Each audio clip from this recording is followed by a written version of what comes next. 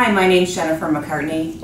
I'm the Administrative Director at Chicago Prostate Cancer Center and the Race Director for Prostate Cancer Foundation of Chicago.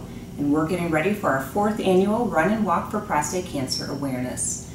And this is an event where we're raising money for our foundation, which is a 501c3 organization where we publish in medical journals. We have monthly support group meetings and annual free screenings. Also raising awareness and education to the public. This race is scheduled for Sunday, September 7th, and all registered participants will be entered into a raffle of various prizes that will be given away. All first place runners in each age group will receive a medal and a prize.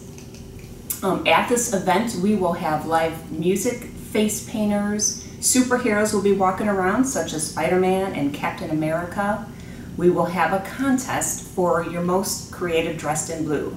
So wear some fun blue spirit that day and you may win a prize.